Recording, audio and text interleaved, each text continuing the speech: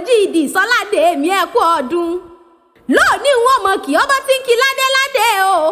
Wọn mọ̀ kí ọba tí ń kí lóyè lóyè, wọn pè ọba tí ń korí adé. Bàbá mi ẹ má bínú pé mo bá yín láyè, mo pè yín lóko òun ò torí yín fi láéláé. Oníkan ọmọkùn ọ̀la arọ́jú bàbá kú o. Ọmọ olókùn ẹ̀sìn ọmọ yọ̀pọ̀tọ̀ níkùn ají Ifá. Lání ọ̀ká tún níyàn ọmọ alápá níràwé ọmọ ajópákè nímọ̀já mo ṣe kùlù mo ṣe mọ́lẹ̀ lápá. Àlàmú o olùgbọ̀n àgbẹ̀tún níyàn mẹ́rẹ̀lúgbọ́n ọmọ onígbọ̀n sakin olùgbọ̀n àgbẹ̀ ọmọ bá yamu. Aláṣẹ àtolùdarí Yajifa Sons Limited nílé lóko lẹ́yìn odi. Bàbá mi ẹlẹ́yinjú àánú tó tún ní Yajifa Foundation owó lè rí òní tán láéláé. Àpò ṣàṣàmùrà ò ní gbé ọwọ́ rẹ̀ ò ní kàn án sálẹ̀ àpò. Aláṣẹ àtolùdarí Warrior Basketball Club táwọn obìnrin ti fọwọ́ fi bọ́ọ̀lù dára. Iwájú lọ̀pá ibi tí rẹ́sì iwájú ló mọ̀ lọ láṣẹ Elédùmarè ọba. Olówó orí Afọlákẹ́mi bó o bá gbóhùn mi ó gbéra sọ. Àlọ́dún rẹ lóde tòní gbéra òkè òdìdí ó ṣe bí ọmọ akíṣẹ́ ń ṣe. Òjòjò ìṣòwò kọ́mọ lè nàjà kókókó lárọ̀ tá ń lè. A kì í kójòjò ẹyẹ lórí ìtẹ́ pírípírí lólogójì. Àlàmú o gbéra òkè òǹdé o. Ọdún ẹ lóde tòní mọ̀ dáńgọ̀jọ̀gọ̀jọ̀.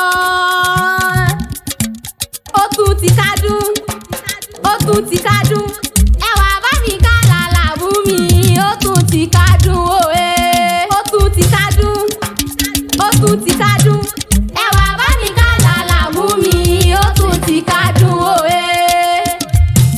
Gúnugún kìkú léwé o dandan. Kó dàgbà kó darúgbó láyé dandan. Àkàlà kíkọ́ ọdún jẹ́ o dandan.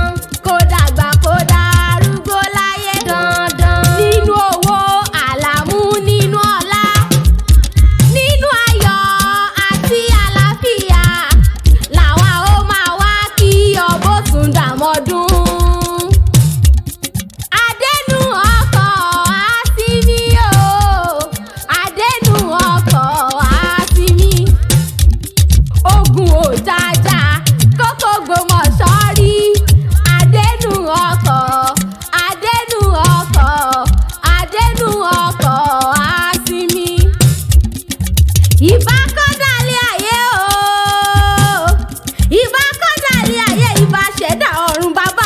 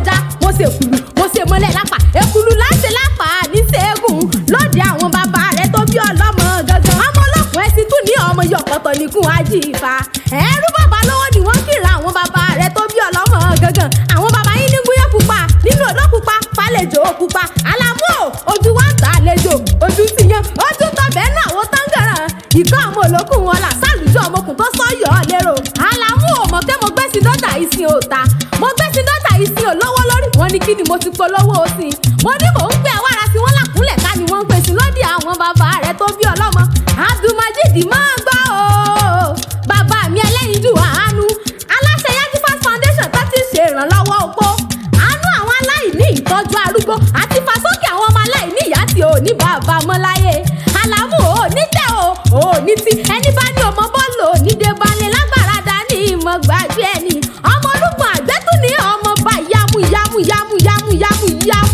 ọmọ èrèlúgbọ́n ọmọ onígbọ̀n sákì olúgbọ̀n àgbẹ̀nìyàn ọmọ ojú ọ̀rọ̀ ni ò jẹ́sẹ̀ yóò tó mi rọ̀ kẹ́rì òjò mi ọba òtòrò omi ọba ìbá tòrò kí làbárí mú bọ́ bàkárì mú bọ́ sùn kárì mú bàjagun tẹ́rẹ̀ ojú ogun lóde àwọn bàbá rẹ̀ tó bí ọlọ́mọ gangan ọmọ gbogbo àjà ìwẹ̀ yìí nímúlẹ̀ olúgbọ̀wù mi ògùn ojoojúmọ́ nímúlẹ̀ bàbá yín tú mi lọ ọmọ bàtà òní kọ́kọ́rọ́ gángan òní sàwòrò lóde àwọn bàbá rẹ̀ tó bí ọlọ́mọ gangan Àlàmú aláṣẹ àtolùdarí Warrior Basketball Club táwọn obìnrin ti fọwọ́ fi bọ́ọ̀lù dára ọwọ́ rẹ̀ òní kàsàlẹ̀ àpò lágbára dání ìmọ̀ gbàgbé ẹni pẹ́pẹ́ lòun ṣe ń lé àárọ̀ ìran lọ́dún nímọ̀ọ́dún rẹ̀ lọ́dún oyin ṣe tiẹ̀ nú afárá ìrèké ṣe tiẹ̀ lákùrọ̀ ó mọ̀ ṣàmọ́dúnmọ́dún lágbára dání ìmọ̀ gbàgbé ẹni olówó orí Afọlákẹ́mi okú ọdún òsìkú àṣeyẹ àtiwọ́ àtayá nínú ilé rẹ̀ kẹjọ pẹ́ fúnra yín nínú owó nínú ọlá nínú ìtẹ̀tẹ̀ ní kú tí ń ṣe balẹ̀ ọ̀rọ̀ lágbára dání ìmọ̀ gbàgbé ẹni àgbórákòrò ní tìgbín àgbórákòrò ní tìrán alábàáhùn lágbára Olódùmarè ọba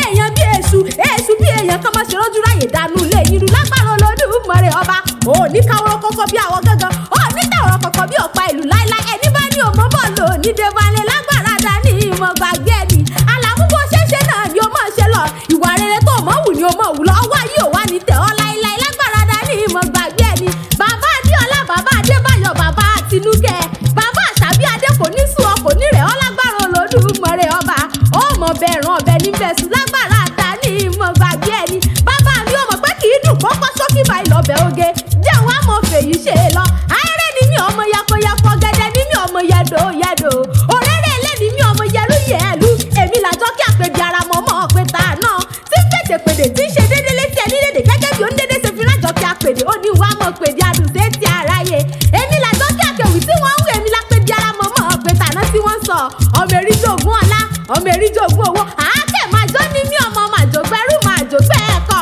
wọn lẹ́rú ní sinmi ẹ̀kọ́ lẹ́sìn ènìyàn lóde àwọn bàbá tó bí lọ́mọ èmi gangan tún wà lónìí bá ń tẹ ọ̀rọ̀ mo lódì jọ́bì ọjọ́ rẹ̀.